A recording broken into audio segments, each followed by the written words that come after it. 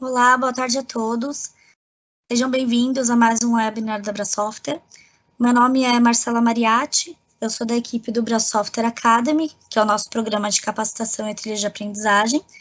Bom, agradeço primeiramente pela disponibilidade de todos, que é sempre um prazer ter cada um de vocês aqui com a gente. Fica aqui o nosso convite para quem ainda não nos segue nos nossos canais digitais. Então, para facilitar as inscrições, nós deixamos aqui o QR Code e também os links de acesso, que é mais uma forma para vocês acompanharem as novidades da Brasoftware e as nossas futuras lives. Lembrando que essa live está sendo gravada, será disponibilizada em até 24 horas no mesmo link que vocês utilizaram para fazerem o cadastro. E não se esqueçam também de interagirem com a gente através do nosso chat, que já está à disposição de vocês, que eu volto ao final para compartilhar todas as perguntas. Bom, então hoje estamos aqui com o Rodrigo Cainçari, da Red Hat. Ele vai nos falar aí sobre a visão e desenvolvimento do OpenShift, perdão. Então, eu passo a palavra aqui para você, Rodrigo. Seja muito bem-vindo e com você. Obrigado, Marcela. Deixa eu compartilhar aqui minha tela com vocês.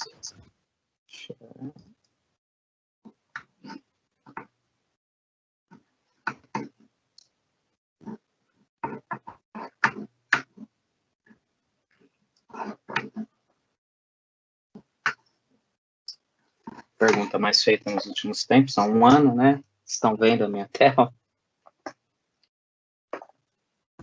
Positivo, Rodrigo. Sim, aparece sim. Show de bola, pessoal. Bom, pessoal, primeiro de tudo, queria aqui agradecer ao pessoal da Brasoftware, né?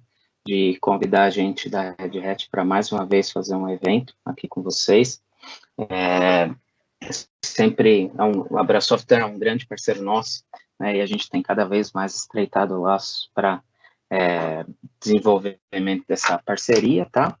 E aqui hoje a gente vai falar um pouquinho, né, sobre o Red Hat OpenShift. Eu vou citar algumas coisas, né, que é um mundo bem Microsoft, falar um pouquinho da parceria com a Microsoft bem rápido, tá? Prometo, não vai ser uma live comercial aqui, a gente vai tocar em assuntos um pouco mais técnicos, né? Mas falar principalmente aqui do OpenShift e falar um pouquinho do desenvolvimento para o OpenShift, como é que funciona, que ferramentas que o OpenShift tem que facilitam o desenvolvimento, a vida do dia a dia do desenvolvedor, tá? Eu sou Rodrigo Cainçari, eu sou Channel Solution Architects Leader, esse é um nome super bonito para dizer que eu sou o líder dos pré-vendas que atuam via canais, né, com um parceiro, como por exemplo a Brasoftware, que também tem o meu contato, e vamos começar aí a nossa live de hoje, né. E sempre lembrando vocês, né, vocês podem fazer perguntas pelo chat, se não me engano também, tá? E aí no final eu respondo todos, o pessoal da Brasoftware aí vai me ajudar também um pouquinho nesse aspecto, tá bom?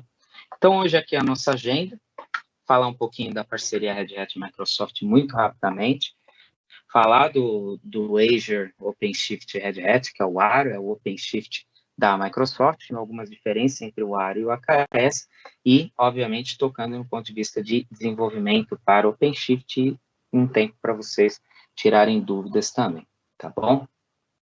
Bom, primeiro ponto da parceria que a gente tem que entender, tá?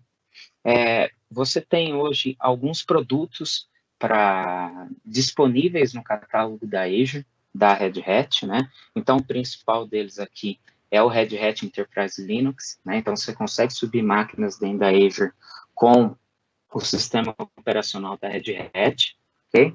Sempre tem algumas vantagens aqui, que a gente tem a parte de subscrição Red Hat tanto flexível barra portável, né? Se, por exemplo, você tem uma subscrição, né, que é licença da Red Hat, você quer levar para dentro da Azure, é possível, tá?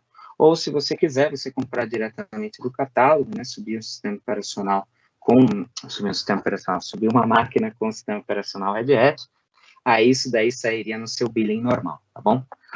A segunda opção aqui que a gente tem é a parte do Red Hat OpenShift Container Platform na Azure, tá?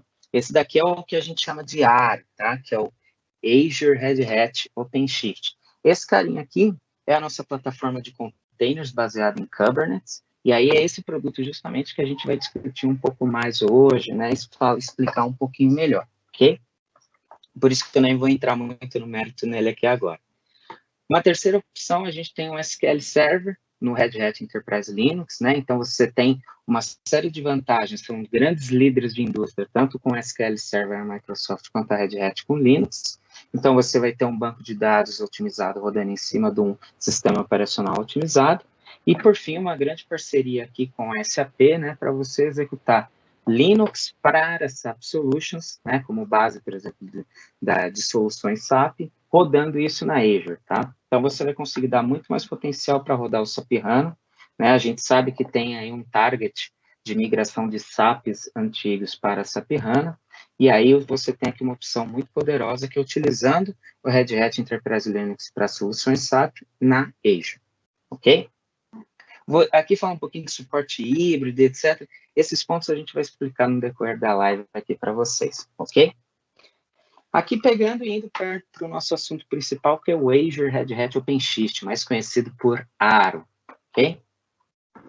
Hoje em dia, quando a gente fala de criar valor, né, principalmente eu sei que tem bastante desenvolvedor aqui hoje, né, quando a gente fala em criar valor, está diretamente ligado a você conseguir entregar aplicações de maneira mais rápida, tá?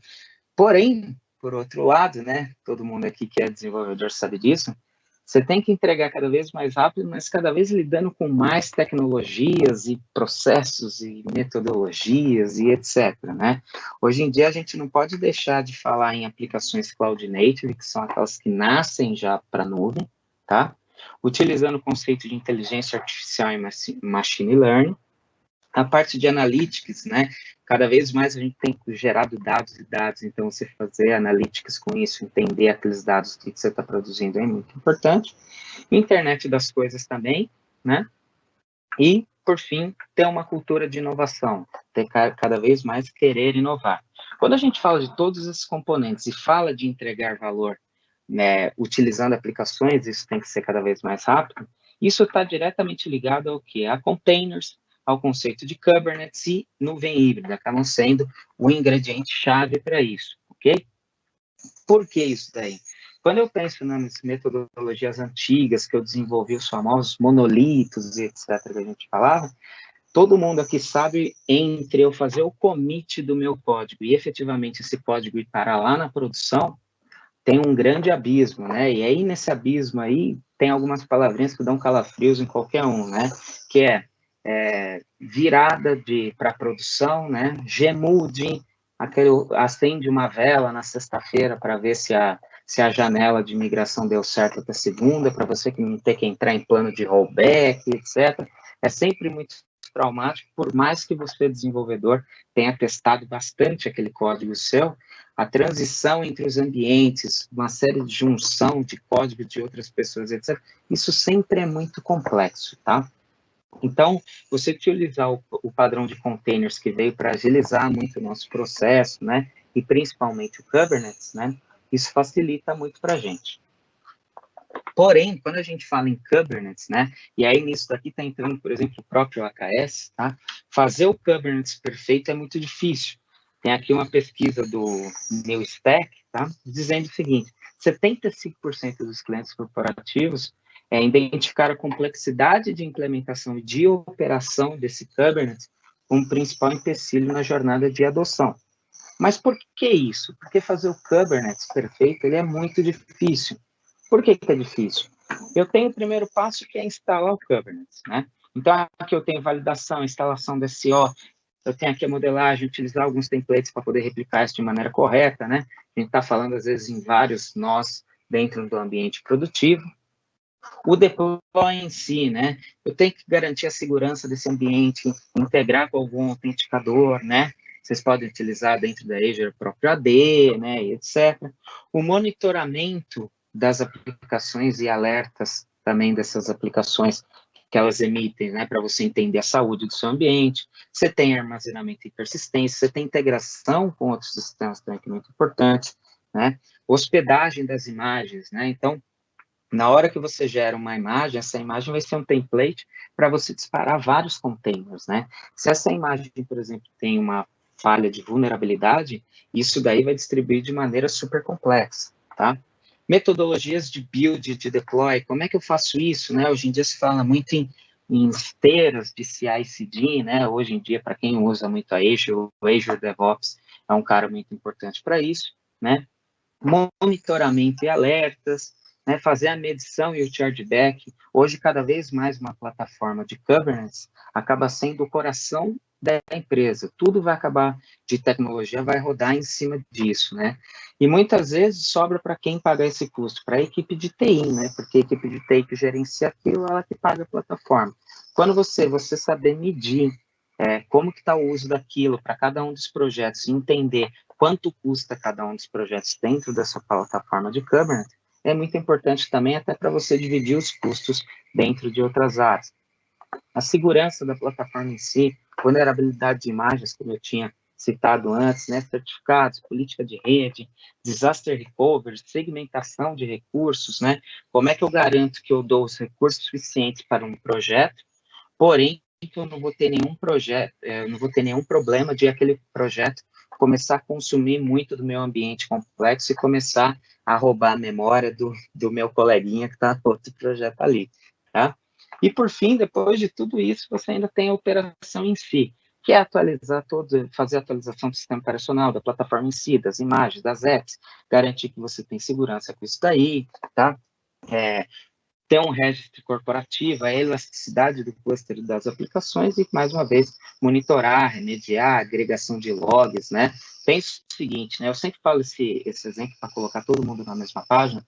Quando a gente pensava nas aplicações antigas, como elas eram desenvolvidas, que eram os monolitos que a gente fala, né? Esses monolitos eu costumo comparar isso com um grande bolo de noiva. Quem já assistiu alguma live, participou de uma live que eu estava falando, já citou esse exemplo. Um bolo de noiva porque ele é um cara todo grandão, né? Super bonito e tudo mais, né? Com várias camadas. Porém, ele é super difícil de transportar, porque ele é grandão. Quem nunca viu um vídeo na internet do cara derrubando o bolo do casamento e essas coisas? É a mesma coisa que a gente sofre para levar uma aplicação desde o desenvolvimento até a produção. Além disso, ele tem um sabor só. Eu faço um bolo de chocolate, tem gente que não come chocolate na festa, e essa pessoa não vai ser atendida, porque eu não posso fazer vários bolos de noiva, ok? E, por mais que eu seja cuidadoso, etc., se eu fizer uma alteração em qualquer uma das camadas, eu acabo afetando esteticamente o bolo inteiro, ok? Isso eram os monolitos. Quando a gente vai para o conceito de containers, né, que é um conceito atual e tudo mais, aí você substitui aquele bolo de noiva por cupcakes, ok? Então, os cupcakes, eles são pequenininhos, eu consigo produzir de vários sabores, é muito fácil de transportar, porque eles são pequenininhos, né, e etc. E também, se por um acaso tem um sabor que está agradando mais, eu produzo rapidamente mais daquele sabor, e se tem um sabor que está agradando menos, eu produzo menos daquele sabor, tá? Então, por tudo isso, pense o seguinte, antes eu tinha numa empresa 10, 20 aplicações, né, para eu fazer atualização, etc., que eram os monolitos. Agora, quantos cupcakes eu precisaria para atender uma festa? Então, a gente saiu de 10, 20 aplicações e foi para 100, 200 containers, tá? Então, por tudo isso, todos esses pontos aqui, eles são exponenciais, né? Então, eu preciso monitorar 200 aplicações, eu preciso agregar log de 200 aplicações, etc., os microserviços, né? Garantir a segurança disso tudo. Então, é isso que traz a dificuldade, e aí você tem uma plataforma Kubernetes, onde você tem mais alguns passos, Kubernetes resolve vários problemas, tá? Mas onde você tem mais alguns passos, principalmente para manter e operar esse cara, eu acabo criando mais dificuldade do que facilidade, ok? Por quê? Justamente porque os containers têm seus próprios desafios, como eu estava falando, né? Então, a segurança, né, o gerenciamento do dia 2, né? O dia 2 é assim, já instalei toda a plataforma, e agora? Preciso colocar o workload lá dentro. Aí acaba tendo todas essas dificuldades que eu falei para vocês. O delivery das aplicações em si, né? Virar e garantir que eu estou passando por todos os estágios necessários, eu estou fazendo todas as validações, né? Então, tudo isso é muito importante. E aí, quando a gente pensa em segurança, né, compliance, etc., isso me traz, o OpenShift, ele acaba me trazendo o quê? um Kubernetes corporativo mais confiável, tá? Então, tem segurança contínua, suporte, serviço de primeira linha, grande expertise, já já a gente vai entender o porquê disso, tá? Grande expertise para executar qualquer aplicação, né? Gerenciamento de dia 2, experiência cloud-like em qualquer lugar, né? Então, você pode distribuir esse workload e a camada do OpenShift vai te tratar tudo isso para você ter uma experiência única. E, por fim, você vai dar poder ao seu desenvolvedor para inovar. Por quê? Porque o desenvolvedor ele não vai ficar preocupado com uma série de aspectos de configuração que estão no entorno da aplicação que ele está criando, tá? E ele vai pegar e vai fazer o quê? Tudo isso vai para a plataforma de uma maneira automática e ele se preocupa única e exclusivamente em fazer código, ok? Por que que isso acontece? Qual que é a grande diferença do OpenShift para um Kubernetes tradicional? Quando eu penso em Kubernetes tradicional, e ele está aqui, tá? Para fazer todos esses passos que são importantes, fazer todos esses passos que são importantes, eu preciso agregar outros plugins à minha plataforma de Kubernetes. Então, aqui eu tenho um Prometheus para fazer a parte de métricas, eu tenho o Grafana para montar dashboards, eu tenho o etcd, o ProIO, o Ceph para fazer storage, o Docker em si como runtime de containers, agora você tem o Docker ou o ProIO, tá? A parte do Istio, aqui também é muito importante para fazer Service Mesh, garantir a comunicação de maneira segura entre os microserviços, né? Helm, a parte de operators também é muito importante para o quê? Para utilizar os operators para deixar de maneira mais estável, mais prática eu lançar novos aplicativos, tá? Então, o Kubernetes eu preciso juntar todos esses caras, e aí vem todos aqueles problemas que eu descrevi para vocês antes. Eu preciso cuidar da versão do Kubernetes, da versão do CoreOS, da versão do Prometheus. Se eu preciso subir a versão de um, eu preciso saber se a versão do outro suporta isso, etc. Quando eu penso no OpenShift, eu pego todos esses carinhas que vocês estão vendo aqui, tá? Junto tudo isso num pacote único, faço validações, certificações, etc., e entrego como uma plataforma única e certificada como Kubernetes, tá? Então, aqui é importante que sempre essas dúvidas acabam surgindo. Ah, vocês falam que usam Kubernetes, mas vocês têm o Kubernetes de vocês. Não, a Red Hat, não faz fork em comunidade, tá? Então, o mesmo Kubernetes que você tem na comunidade é o Kubernetes que você tem dentro do OpenShift, com todos esses plugins também em cima, tá? Para te entregar uma plataforma única. A gente tem, em média, aqui, isso daqui, para atingir aonde o OpenShift já está, você demora de 1 a 3 meses, mais ou menos, tá? Então, você já tem uma plataforma aqui pronta, onde, só para vocês terem uma ideia também, a cada nova versão upstream do Kubernetes, a gente resolve, em média, 100 bugs, né? Bugs e problemas de desempenho, etc., para lançar o nosso OpenShift. A gente tem mais de 200 integrações validadas, já funcionais, dentro do OpenShift. Temos um ecossistema de container certificado, garantido aqui pela comunidade Kubernetes. A gente está desde o início dessa jornada, não gosto de usar muito essa palavra em apresentação, mas a jornada de transformação digital, né? Dá a impressão que você está entrando num castelo encantado, tá? Por isso que eu não gosto de usar. Mas aqui, a gente está desde o início do princípio, desde o começo da parte de containers, né?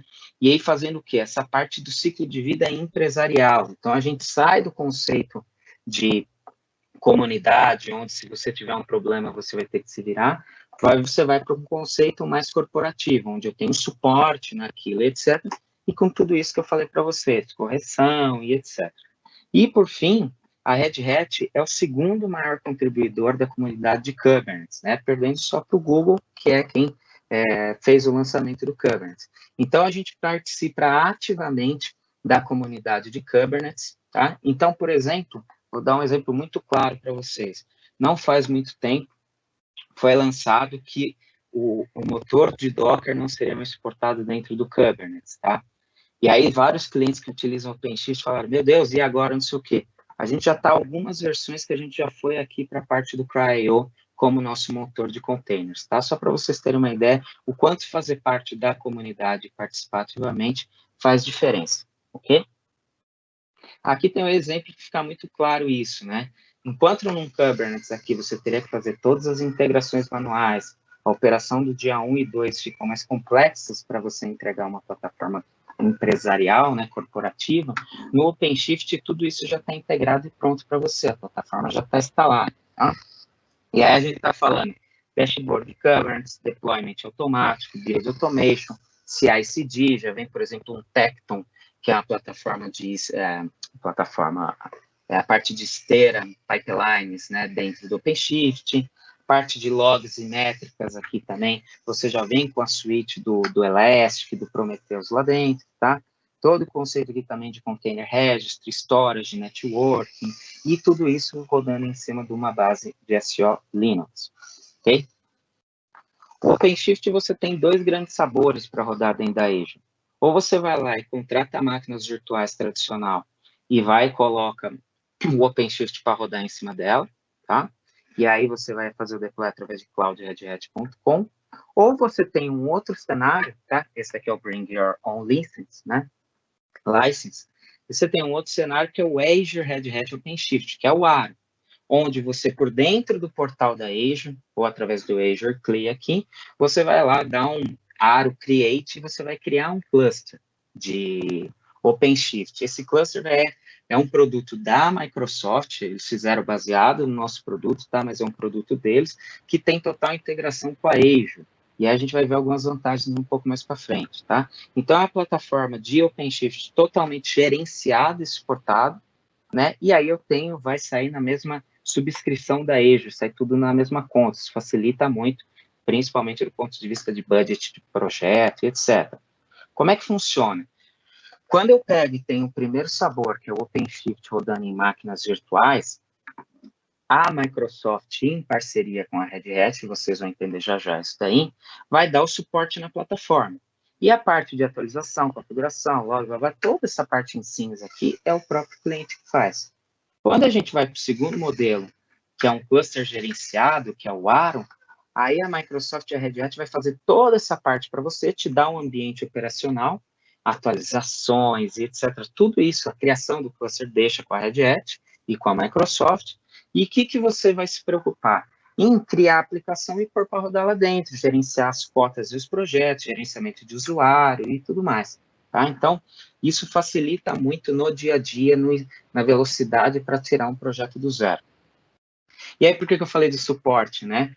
A Red Hat e a Microsoft vão dar o suporte juntos. Então, quando você abrir um chamado pelo portal da Azure, isso vai cair com uma equipe compartilhada. E não é a Microsoft na casa dela e a Red Hat na casa dela. Eles estão realmente atuando juntos no mesmo data center para dar suporte de maneira unificada na plataforma. Seja ele para não ficar aquela coisa de o problema está na plataforma de nuvem, fala com a Microsoft, o problema está na plataforma de containers, fala com a Red Hat. Aqui não, você tem o suporte unificado, ok? Falando aqui do Azure, né, o ARO, rodando no OpenShift 4, que a gente teve algumas mudanças grandes da versão 3 para a versão 4, se eu não me engano, a Microsoft já está na 4.5 indo para 4.6, se é que já não for, tá? E aí, como é que funciona? Você vai ter aqui a base de Linux, né, como sistema operacional, isso já está entregue para você como plataforma única, o Kubernetes, e aí tudo aquilo que eu falei para vocês, que vocês teriam que pôr um plugin e gerenciar aquilo de maneira individual, isso já vem unicamente na plataforma, ok? Então, a parte de monitoramento, showback, registry, tudo aquilo que eu expliquei para vocês, service mesh, parte de CI/CD, como eu disse, você já pode ter um pipeline de Tekton lá funcionando e tudo mais, ok? Mas vamos lá, vamos pensar no desenvolvedor em si, vamos deixar o desenvolvedor inovar e cuidar única e exclusivamente do código. Que vantagens que tem para o desenvolvedor, né? O que muda na minha vida utilizar uma plataforma dessa? Então, a gente tem um workflow de desenvolvimento integrado, né? Então, desde você conseguir provisionar, você vai lá, tem todo um catálogo de imagens para você lançar o seu próprio container, sem ficar naquela dependência de abre um chamado num service desk da vida, isso cai para a área de infra tem que disponibilizar um ambiente para você, blá, blá. Não, você tem lá um catálogo que você vai provisionar suas próprias imagens, desde que isso estabeleça dentro das cotas que foram liberadas para você, etc., definida pelo pessoal de infra, tá? Você vai ter ambientes consistentes, acaba aquela coisa de Ah, mas na minha máquina funciona. Quando eu levo para a produção, não funciona. Não, os ambientes são únicos, né? Então, você, no máximo, vai ter projetos diferentes, geralmente, para trabalhar. O build e deploy automatizado, então, você tem algumas formas de fazer build e deploy, né? Seja você pegando o seu container que já está pronto e simplesmente colocando ele dentro do OpenShift, ou até algo mais simples, né? Que facilita a vida do desenvolvedor, que é o seguinte: eu consigo ter um conceito que se chama Source to Image, que é o seguinte: eu faço o commit do meu código num GitHub, por exemplo, da vida, tá? Num Bitbucket, sei lá eu, tá? E aí isso dispara um webhook para mim, e aí dispara o deploy da minha aplicação. O que o OpenShift faz para você sem você ter que botar a mão? O OpenShift vai lá pegar o seu código as is, sem estar compilado, nada, e ele vai pegar e entender que aquilo, por exemplo, é um Java, é um Node.js, encontrar a imagem para servir como base, colocar o seu código e fazer o deploy lá dentro e disponibilizar essa imagem e colocar ela up and running. Pipeline de CI/CD, né? Como eu disse, tem um técnico, eu vou falar um pouquinho mais. Configurance é gerência de configuração. E a parte de logs e métricas para você entender. Então, dessa forma, você sai da codificação, faz o build, teste, deploy, monitora, faz a revisão e continua. Aí você tem efetivamente o ciclo de desenvolvimento, ok? Fora isso, você tem várias linguagens, mas você tem também a parte de Java, e aqui eu chamo muita atenção para a parte de Quarkus, que é um framework de desenvolvimento para você criar Java de uma maneira mais cloud native, vamos dizer assim, tá? Então, com o Quarkus, você vai conseguir desenvolver e pular todo aquele passo, sabe? Como ele muda alguma forma de compilação, né? Ele muda a compilação para tempo de boot, né? Então, você vai ver que o boot demora um pouquinho mais, mas depois que aquilo aconteceu, ele faz uma série de eliminação de dead code, essas coisas, e faz com que a sua aplicação funcione de maneira mais rápida e você consiga compilar e fazer build. Quem nunca passou por aquilo de dispara um build, vai tomar um café, quando volta de tomar um café, errou, faltou uma vírgula, e você tem que iniciar o build de novo. Quando a gente fala de Quarkus, você tem isso de maneira mais prática. Bancos de dados disponíveis, você tem Function as a Service também, se você quiser utilizar o Knative, a gente vai falar já sobre isso, e Application Service. Você tem, primeiro ponto que é interessante, você tem tanto uma console de administrador como uma de desenvolvedor. Para o quê? Para a console de administrador focar em itens que são para o administrador, para ele gerenciar a plataforma em si.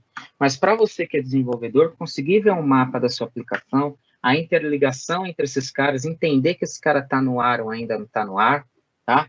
Ver a topologia, ver os builds, ver o pipeline que você está desenhando, entender o seu projeto e etc. Você tem outros ganhos também de produtividade, porque o desenvolvedor tem várias formas de fazer o desenvolvimento. O primeiro seria utilizando um Code-Red Workspace, que é o quê? É uma plataforma que roda em cima do OpenShift. Então, você vai abrir um browser, ele é baseado no Eclipse Che, tá? Você vai abrir um browser e vai fazer a codificação lá dentro. Terminou de codificar, fecha o browser. Na hora que você chegar na sua casa e abrir o browser de novo, o Workspace está igualzinho. Essa é uma maneira. Outra maneira é utilizando o Odoo. Tá? A gente vai ver já como é que funciona isso. É uma linha de comando para lançar aplicações. E já fui desenvolvedor, sei como é que funciona, a gente não gosta muito de mudar a nossa plataforma de desenvolvimento, né? A gente gosta de usar a nossa. Então, você tem aqui plugins que você pode acoplar, continuar utilizando o Eclipse, o IntelliJ aqui, ou o Visual Studio, tá? Para você conseguir codificar para o OpenShift. E a parte de Azure Pipelines aqui também, né? Você tem, do mesmo jeito que hoje você tem lá dentro, por exemplo, do Azure DevOps, que você configura um plugin e aí dentro do seu pipeline você chama os comandos governance, né, kubectl, getNodes, essas coisas, né, você tem um plugin igualzinho de OpenShift, você vai configurar a sua instância de OpenShift, aí dentro do pipeline você vai chamar a linha de comando OC, que é a mesma coisa que o kubectl do governance, ok? Seguindo aqui, falando um pouquinho mais do Odoo, né, estamos caminhando aqui para o final, então o Odoo é uma ferramenta clean, né, para facilitar a sua vida para você conseguir fazer desenvolvimento. Então, tá vendo aqui que ele está criando um back-end Wildfly, está fazendo push, depois ele está criando um front-end PHP, fazendo push, e aí está criando aqui a URL do seu front-end, ok? E fazer o monitoramento. Só com esses comandos, se eu acessar isso daqui, automaticamente ele vai conseguir acessar o front-end, ele já está exposto, ok? Outro ponto também que é muito interessante quando a gente fala hoje em dia, né, é a primeira parte de serverless, isso daqui ainda está em Tech Preview, que é utilizando a parte do Knative, então você vai conseguir criar Function as a Service rodando no formato como se fosse de container, você vai ter funções. Qual é a vantagem disso? Você conseguir escalar para zero e para o que você precisar, né, desde o limite que você definir, né? Integrado com o QMLK, então você vai consumir eventos de HTTP, Kafka, MQP, né? Então te dá uma série de vantagens aqui para você utilizar Function as a Service dentro do OpenShift. E também tem a parte de Service Mesh, né? Que utiliza como base o Istio, né? Porém, tem também a parte de UI aqui que é feita com o Kiali e a parte de tracing que é feita com o Jagger. Então, você vai conseguir visualizar seus microserviços, visualizar como eles se comunicam, fazer alterações de configuração para garantir coisas do tipo, vou dividir aqui, se a rota for HTTP, manda para o microserviço versão 1. Se for HTTPS, manda para a versão 2. Tenho duas versões diferentes, né? Então, vou mandar 20% do tráfego para um e 80% para o outro, né? Tudo isso via console aqui do Kiali. E com o Jagger eu vou tirar traces de maneira aleatória, né? Tirar traces para entender por que supostamente às vezes está demorando ou não um microserviço, ok? E da minha parte eu encerro com isso, tem corrido aqui, aí queria ver com você se tem alguma dúvida, não sei se o Cláudio também queria complementar aqui com alguma parte.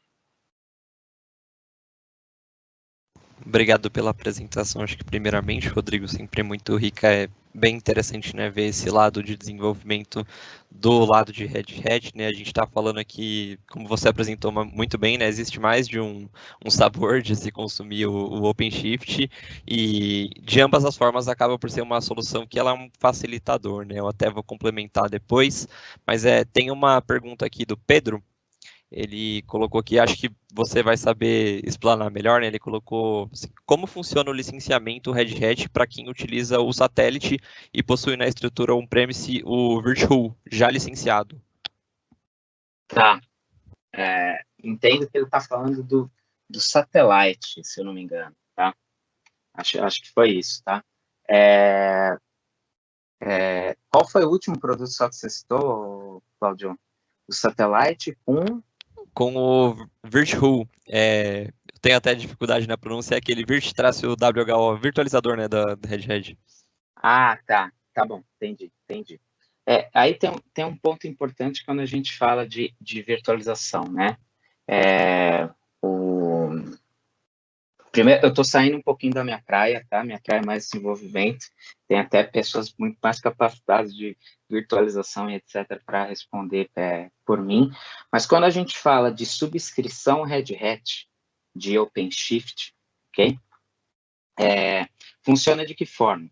Você sempre vai licenciar por cores, tá? Então, isso vai, principalmente quando a gente fala on-premise, tá? Quando a gente fala do managed, você vai pedir lá o flavor de o tamanho do node que você vai querer, do Aro, por exemplo. Então, quero 3 nodes do tamanho X, e aquilo vai te dar um valor do consumo. Você vai falar, quero storage também, ou não, e etc. Quando a gente vai para on-premise, a gente começa a falar de cores.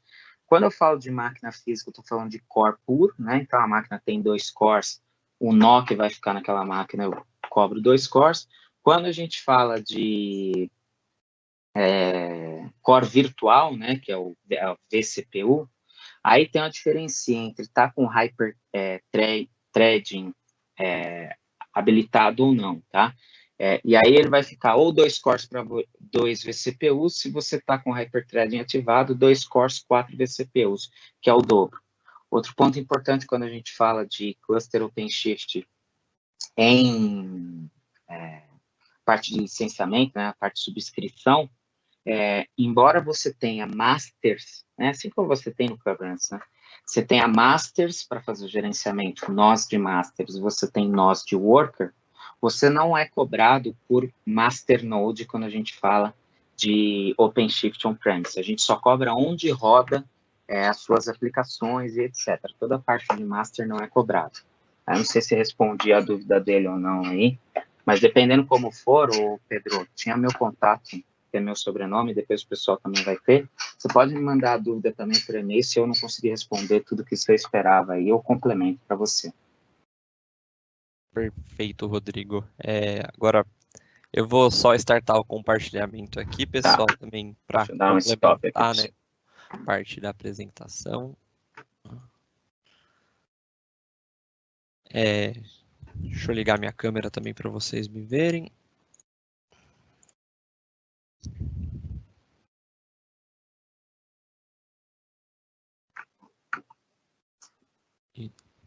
Acho que tá, show de bola. Né? Bem, basicamente aqui a ideia é mais complementar e estender, né, a apresentação do Rodrigo. Ele apresentou, acho que muito bem essa frente de não só um overview, mas até um detalhamento com esse approach de desenvolvimento, né, para falar dessa solução focada, né, na frente do lado do Red Hat OpenShift mesmo, né, mas agora aqui eu venho para dar mais esse approach voltado para o lado do Aro, que é basicamente uma função mais complementar, porque como o Rodrigo citou muito bem, né, ambos, no final das contas, a gente sabe que é a mesma ferramenta, mas é aonde você vai consumir isso, né, qual o sabor dessa solução que você vai utilizar e os benefícios que você pode ter, tanto olhando para esse modelo, né, de approach de você ter o OpenShift como a solução do gerenciamento da sua aplicação, né, containerizada, quanto de você ter essa frente de infraestrutura sendo executada, né, em cima de cloud Microsoft, o que você ganha com isso, né, qual a diferença, por exemplo, de você estar por si mesmo, né, nessa frente de gerenciamento de infra e não contratando já um serviço gerenciado, né. Acho que um ponto interessante de trazer, o Rodrigo colocou dessa frente também, né? Quando a gente fala dessa frente de um serviço gerenciado tanto por Microsoft, né, do lado falando de suporte, né, do time do Azure, quanto do lado de Red Hat, né, olhando para a solução do OpenShift, você não tem uma questão de times segregados com responsabilidades segregadas, né? Basicamente, esses times eles estão trabalhando de fato em conjunto para atendimento das demandas, pois no final do dia a gente sabe que isso é uma solução, né, um serviço gerenciado feito aí em conjunto por ambos os fabricantes. Então, isso realmente, de fato, né, tanto na experiência de uso e desenvolvimento, parte de gerenciamento, principalmente, eu desço um pouquinho nessa suíte, mas como o Rodrigo pontuou muito bem, você entra lá no portal do Azure, você vai criar o seu cluster de OpenShift, né, que em cima daquilo você vai ter toda a parte de estrutura de containers, que vai estar em cima de virtualização, mas basicamente você tem aí ambas as plataformas se conversam no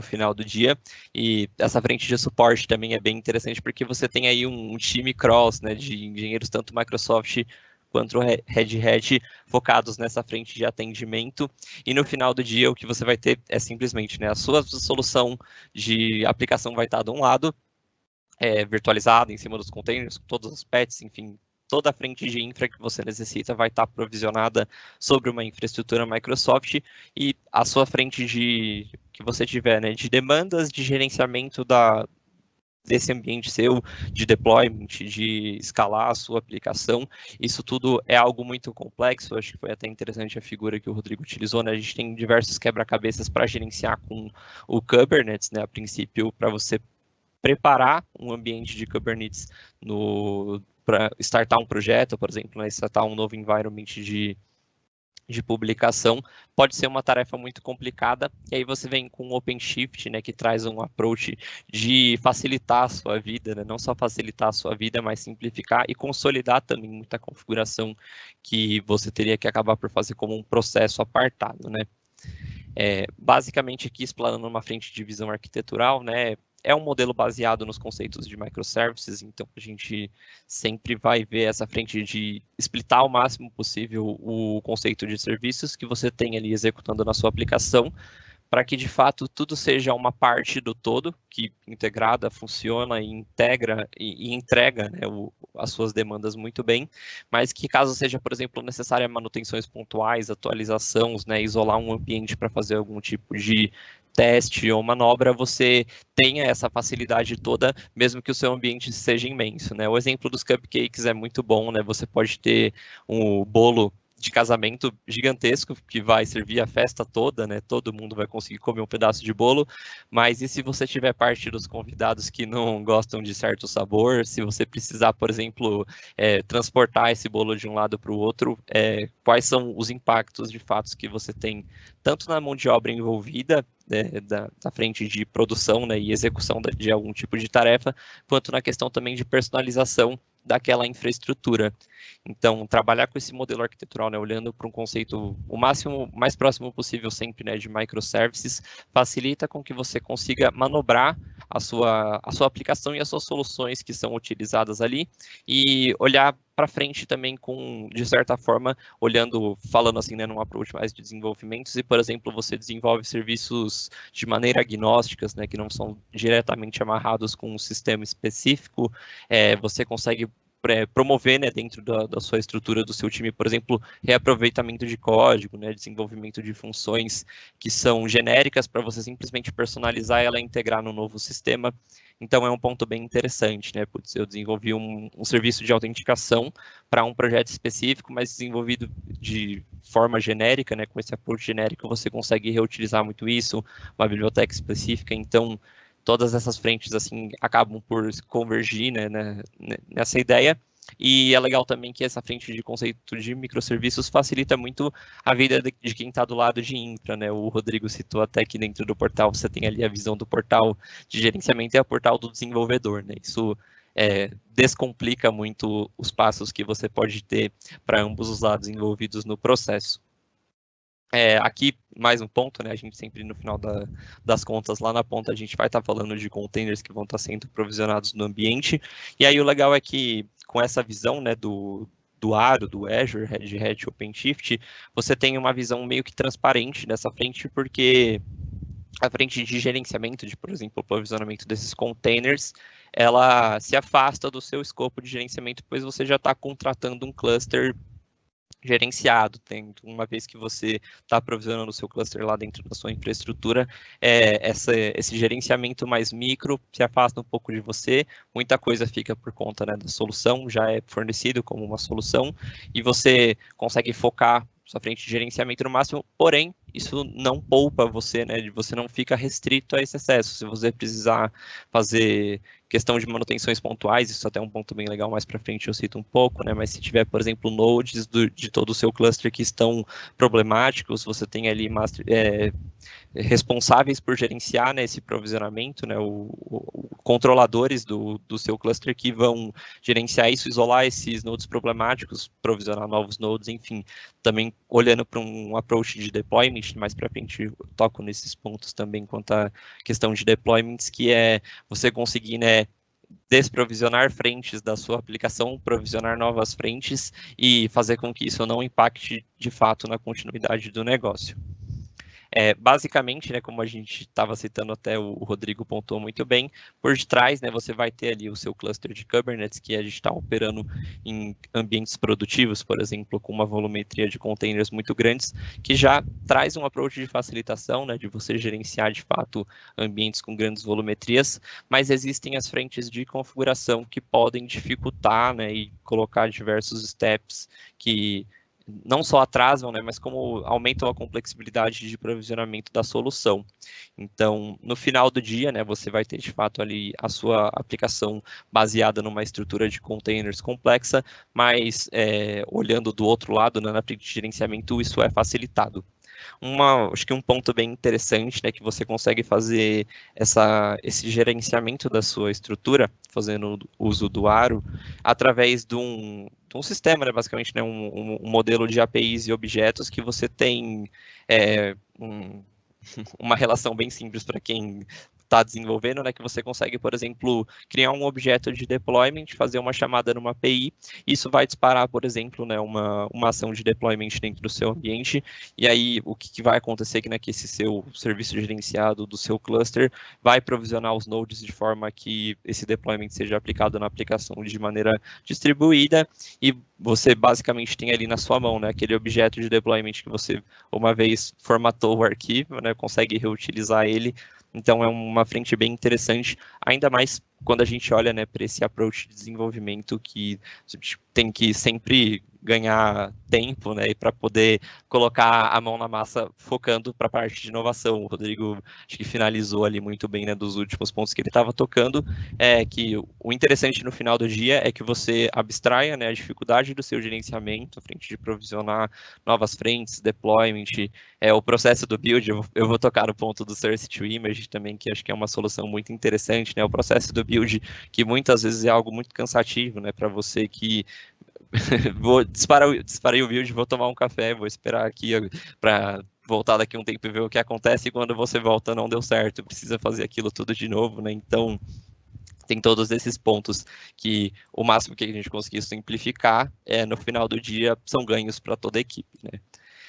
Frente de imagens também, acho que é um ponto bem legal, né? A gente está até habituado a ter os repositórios de imagem que a gente frequentemente utiliza. Utilizo o repositório do Azure, o Azure Container, o Azure Container Images lá para mim provisionar minhas imagens. Dentro do próprio Aro, né, você tem o próprio repositório de registros de imagem que você pode utilizar ou também conectar com opções externas, mas é interessante, falando, por exemplo, de uma solução 100% gerenciada, o máximo de coisas que você concentrar lá dentro, você ganha no final do dia para facilitar a sua operação. E aqui o conceito de pods, né, de você ter, de fato, acho que acabei até tocando nesse ponto anteriormente, né, no final do dia você está operando um cluster de forma geral, porém com uma solução de gerenciamento mais facilitada, né. Acho que esse diagrama é bem interessante também, que você tem aqui diversos, ele conversa com o diagrama que o Rodrigo apresentou também, né, que você tem os diversos componentes olhando para o modelo de camada, né, da sua aplicação, e aí você tem grande parte disso, né, a gente pode, olhando, fazendo uma proporção visual aqui, praticamente metade do que você tem aí debaixo da frente de gerenciamento desde a infraestrutura, né, porque se a gente for pensar no final do dia, é um computador, né, um servidor que está executando aquilo de fato, não existe nuvem impalpável, né, só está em outro lugar, mas desde a frente de infraestrutura física, que é a base de tudo, até aí do lado da frente de gerenciamento do seu cluster, tudo isso fica por conta, né, dos fabricantes, é um serviço gerenciado pelos fabricantes, tanto Microsoft quanto Red Hat, e você vai, de fato, focar no momento de desenvolvimento da sua aplicação. E é claro, né, acho que o core aqui, a gente olhar para o ciclo de vida, né, para o gerenciamento do ciclo de vida das nossas aplicações, que é onde, de fato, exige com que a gente tenha, né, os olhos bem atentos para entender momentos de deployments, quais os gaps que a gente tem nesse tipo de frente, e eliminar o máximo possível, né? Então, por exemplo, gaps técnicos do momento de build, né? Toda vez que eu preciso fazer esse tipo de processo, é algo que onera o meu time, eu preciso ficar ali de braço cruzado na frente do computador, o que eu posso fazer, né, para facilitar esse tipo de coisa? Então, ter um olhar de otimização, entender as frentes que são tiradas, né, do processo de execução do desenvolvimento de uma aplicação de fato e colocar aí na balança, né, o tempo que você ganha com isso versus a riqueza de gerenciamento que você tem dentro da plataforma. Aqui acho que um ponto legal também só de citar, né, do Container Registry, esse é o nome dele, o OpenShift Container Registry, que é o OCR, e basicamente, né, você tem ali repositórios de containers que já estão integrados na frente de gerenciamento do seu cluster, e um ponto que eu queria colocar aqui, que eu acho que é muito interessante, que você pode basicamente, né, ter esse start de pipeline olhando para esse seu próprio repositório de containers, né, então pensando que você tem ali os seus desenvolvedores, você está no time de desenvolvimento, né, trabalhando ali para desenvolvimento de novas versões, uma vez publicada dentro desse próprio repositório de registro de imagens, uma nova versão, a própria solução já, né, o próprio Aro, ele já vai ter identificado que existe ali uma flag de nova imagem, e ele vai aplicar isso no seu cluster de maneira automatizada, por exemplo, né, criando lá um objeto de deployment automático e mandando para a API lá para executar esse tipo de ação, ou então você pode fazer isso de maneira manual também, né, segurar esse processo e ter sempre, né, dentro do seu controle quando isso vai ser executado ou não, mas acho que é um ponto bem interessante de colocar, porque a gente está falando de integração de ferramentas, né, então você diminui o volume de frentes de portais, enfim, fabricantes com quem você precisa se atentar, olha para tudo como uma coisa só. Isso no final do dia você vai ter ganho, é claro, principalmente frente de tempo, né? Você, putz, precisa fazer um debugging, olhar algum registro, tá todo concentrado dentro de um lugar só. Acho que o Rodrigo também explanou, mas é sempre válido tocar, né? Principalmente porque a gente falando de soluções, olhando, né, para frente do Red Hat.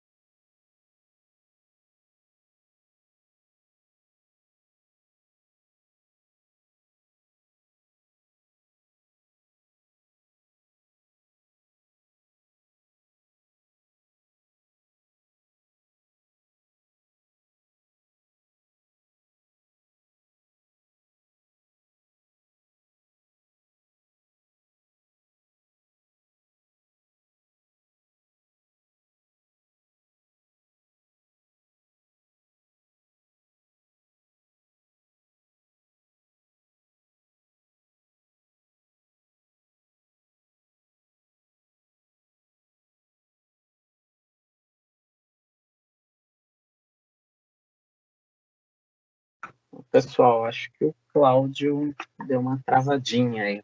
Até fui verificar se era eu, se era só ele. Deve ter caído a conexão. Tá armando chover bastante aqui, viu, gente?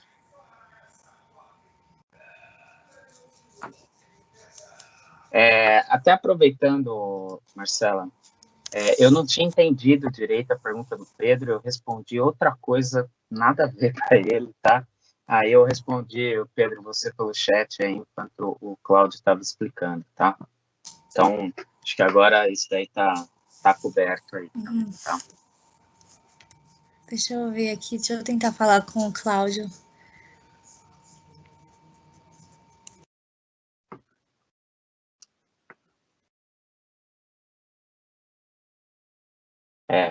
O pessoal tá colocando aqui no chat se ele tinha caído e caiu sim.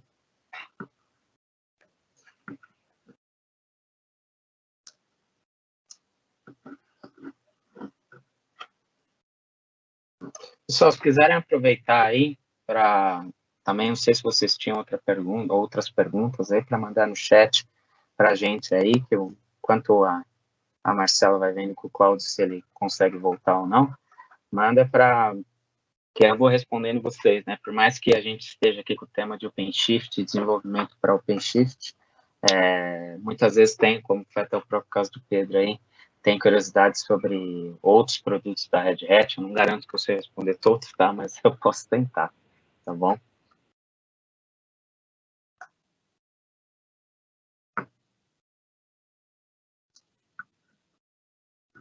Eu consegui falar com o Cláudio aqui, a internet caiu mesmo, ele já está reconectando. Beleza. Beleza, show de bola.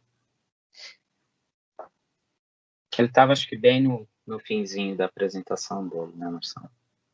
Sim.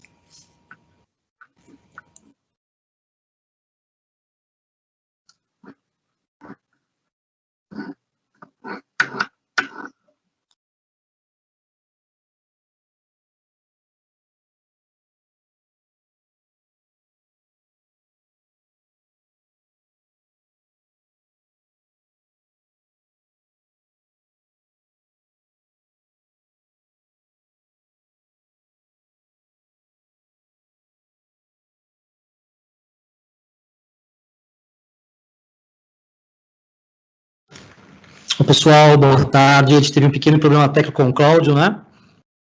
A gente está restabelecendo aqui a conexão, pessoal. Só um segundo, por gentileza. Sim, Fabi, eu já consegui falar com ele já.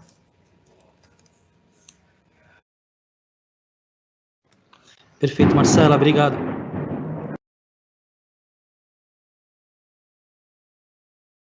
Vocês viram pelo trovão de fundo lá do Luiz de que a chuva tá vindo pesado, né? Isso que deve ter derrubado a internet do Cláudio também, tá, pessoal?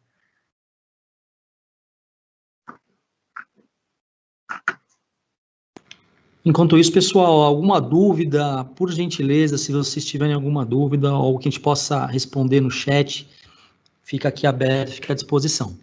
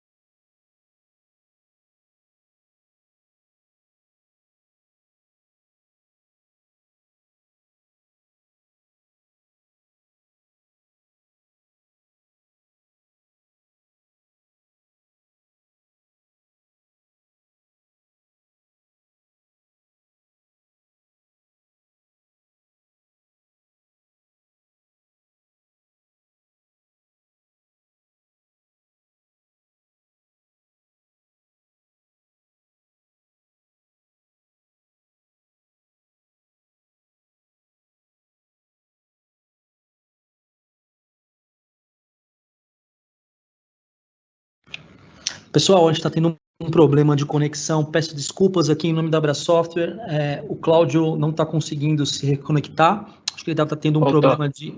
Voltou? Voltou, tô vendo ele aqui, ó. Mas não sei se estou escutando ele. Boa tarde, pessoal, me desculpem o ocorrido. Vocês conseguem me ouvir? Escutamos sim, Cláudio. Sim, Cláudio. Manda ver. Perdão, é que foi queda de energia aqui na região. Eu vou só retomar o compartilhamento.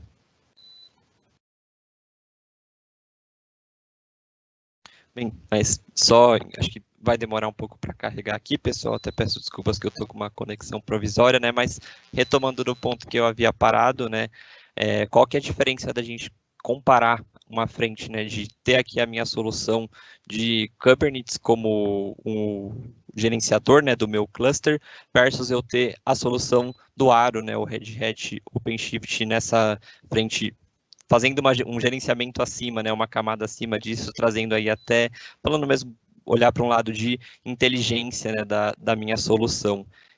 O que ocorre é que até quando você busca a questão de estudo, né, vai olhar a frente de documentações, quando a gente senta, né, e lê, você acaba até encontrando que algumas pessoas que dizem, né, que o Red Hat, né, o Aro, o Red Hat OpenShift, ele é uma solução de clusterização de containers para soluções corporativas, né? Você já vai falar ali numa camada de inteligência muito mais alta para suas aplicações, então você ganha, né, frentes de tanto de gerenciamento no geral quanto de outras pontas de desenvolvimento, né, por você estar centralizando soluções dentro de um ambiente gerenciado por ambos os fabricantes. E fora outras frentes, né, de você pensar em questão de operação de ambiente, né, vou ter ali que capacitar, por exemplo, a princípio, os meus colaboradores para gerenciar tanto a solução Azure quanto a solução Kubernetes e ter que fazer essa frente de atribuição de tarefas e gerenciamento de ambientes de forma segregada, isso morre, né? Você vai estar olhando tudo para um serviço gerenciado só. Não vai ter dores de frente de se preocupar com olhar para a Microsoft como se fosse algo e para a Red Hat como se fosse outro, tudo se torna, né, basicamente uma solução conjunta. E frentes de, por exemplo, integração, né, você vai ter, lá, olhando para um lado de Kubernetes, você vai ter uma dificuldade de implementação maior, porque, de fato, né, o seu nível de interação dentro da solução, ele acaba sendo mais, você tem que instalar certos plugins, soluções e extensões, então essa frente, né, ela acaba por perder um pouco quando você está no ambiente de cluster de Kubernetes puro, e olhando, né, para um lado de solução de Red Hat, você tem essa facilitação. Acho que tem um pequeno erro na frente de apresentação. Só queria passar um último slide para vocês, né? Como o Rodrigo pontuou muito bem, dentro, por exemplo, do próprio Azure Pipelines, né? Lá na frente de configuração de Marketplace, né? Extensões que você tem ali para integrar as suas pipelines de execução de código. Acho que agora ele vai startar o compartilhamento.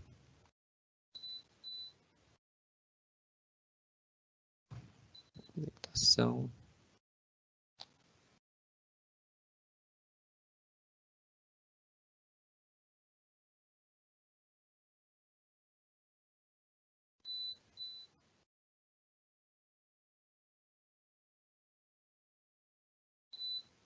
Que vocês...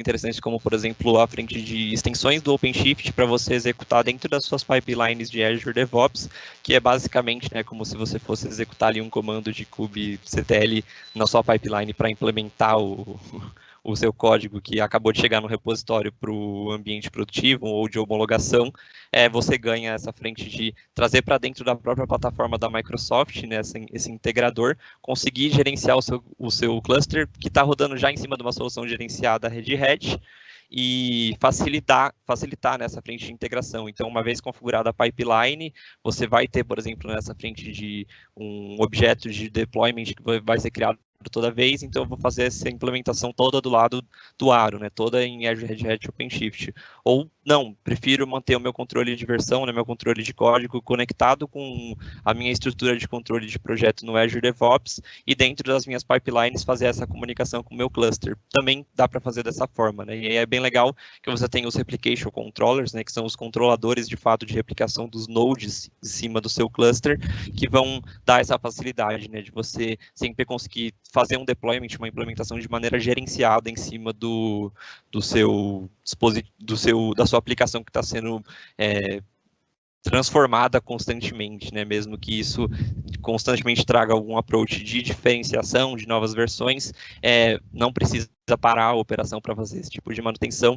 E aí vai muito ao encontro do Source to Image, que o Rodrigo citou muito bem, que é uma solução que facilita bastante essa frente, né? Você tem ali, por exemplo, não precisa ter um servidor de build específico, o desenvolvedor não precisa se preocupar com esse processo, né? Basicamente, você vai ter o seu código conectado com um dos repositórios e toda vez que, por exemplo, você ter ali o pipeline, né, o trigger, que toda vez que cair uma nova versão, essa frente de pegar, né, todo esse código-fonte, transformar ali numa imagem, né, em algo que é realmente executável dentro do ambiente, fica por conta da solução gerenciada. Aí, basicamente, aqui para finalizar, agradeço aí, pessoal, peço desculpas novamente em nome da Brasoftware, tive um problema de conexão aqui que acabou influenciando um pouco na apresentação, mas peço aí, se tiver alguma dúvida, pessoal, fiquem à vontade para posicionar no chat. Fabi, Marcelo e Rodrigo, muito obrigado pelo tempo de todos. Cláudia, eu também da parte aqui da Red Hat, agradeço, né, mais uma vez o convite do pessoal da Brasoftware, né, e toda a interação, e também me coloco aqui à disposição para se vocês tiverem qualquer dúvida, poder entrar em contato comigo, ou o pessoal da Brasoftware também, tá? Bom, então é isso, pessoal. Obrigada por terem ficado com a gente até o final. Desculpa essa questão do nosso problema técnico, mas no final deu tudo certo. E até a próxima.